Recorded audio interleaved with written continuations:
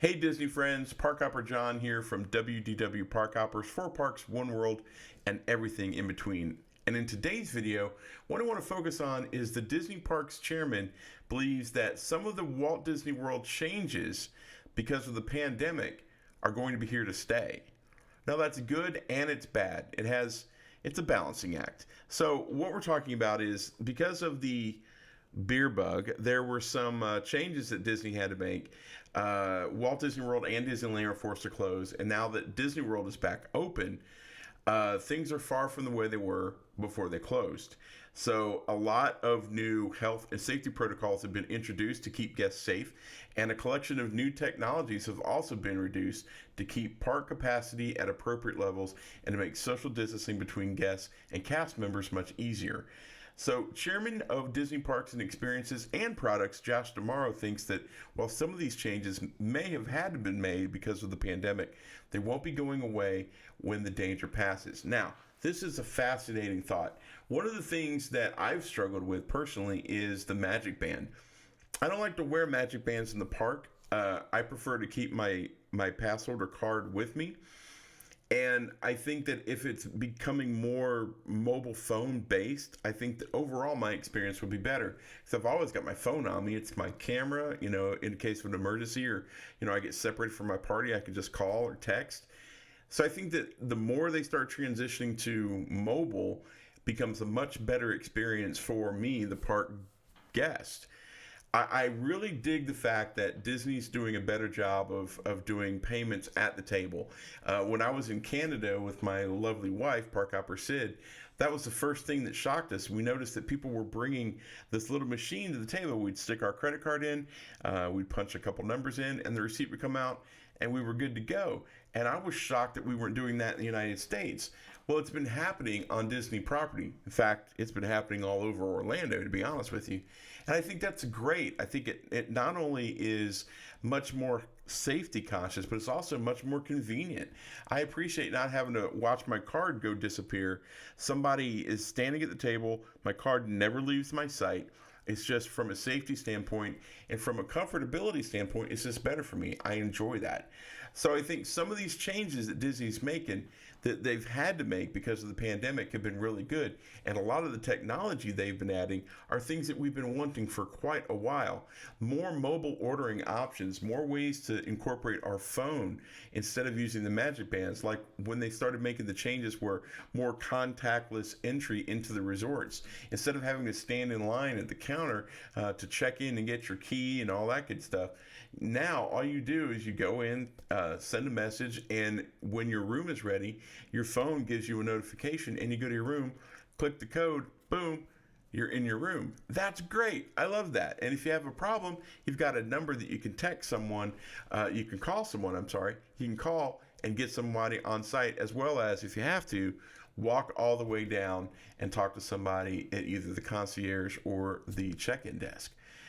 So some of the things that Disney's done, really, really great. Some of the things are a little challenging, like suppressing the amount of people who are allowed inside the parks. Now, during this time of pandemic, I understand that. We want to make sure that everyone is social distancing, everyone is wearing the proper facial coverings, and everybody is staying as safe as possible. But moving forward, from what this article says, I think that's going to be more the norm.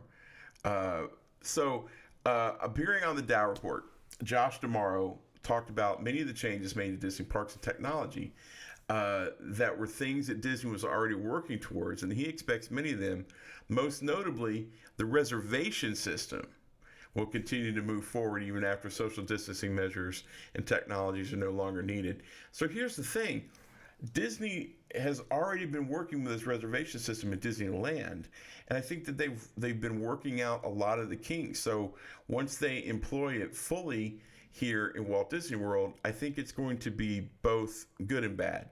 It's going to be good in the sense that you're going to have more opportunities to have a better park experience. With less people in the parks, Disney's actually discovered that people spend more money. So if you have a better experience inside the parks, for me as a guest, that's great. For me as a pass holder, that's great. For me as a shareholder, that's great because people are spending more money. But What's that going to do with park prices? Are the passes going to go up? Are your daily tickets going to go up? They're going to have to. Their demand is going to be way higher. So there's going to be some changes coming that are going to be permanent. Some of them are going to really sting. But I think overall, if you have a much better guest experience inside the park, I think we're going to be happier as Disney fans. So Josh says, we figured out a way to really push hard on technology, really accelerate some of the ideas that we've had for a long time. So you think about those things like reservation systems in the park, that we can manage capacity and therefore guest experiences a little bit better. It's working exceptionally well for us. Things like mobile order, so you can walk right up to a restaurant, have your meal ready when you arrive. Things like queue reservation systems that we're executing in different ways. Or even how you might pay for merchandise, but without transacting with a credit card. And this technology, it doesn't only help us during a time of pandemic, but I think it actually leads to a better cast and guest experience. And so these are things that are helping us now, but I think they're here to stay. So this is exciting. To be able to have everything on your phone. As a pass holder, the one thing that's bothered me since day one is when I'm staying on property, I can attach a credit card to my Magic Band or my my annual pass holder card only while I'm staying on property. Once I'm no longer a guest staying on property, I can't attach a credit card to it. That's frustrating. I would prefer that my Apple Pay or whatever I'm using that I can already do with my phone be applicable at Disney. And let's face it, the technology's there. Disney just has to employ it. And they're starting to have to do that more and more because of the pandemic. So coming out of that, I think that that's overall better. So this is the first time that anyone in a position of authority has implied that the reservation system might not go away. This is not a shock to anybody. Reservations might actually become the new normal moving forward. Both Disneyland and Walt Disney World are moving towards keeping a tighter grip on attendance in recent years. Tickets purchased used to be good for basically any day a guest wanted to use them, but the last couple of years, tickets have become much more variable pricing. Based on the dates tickets were purchased for and the time of year people are traveling. So in addition, Disneyland's already been offering annual passes that require reservations for some dates. I think this is going to be something that Disney World is going to employ, and once they do, the backlash is going to be immediate, but I think overall it's going to be a better experience. It's not something that I want as a pass holder. I want to be able to go anytime I want to, but like Rumpelstiltskin says, all magic comes with a price.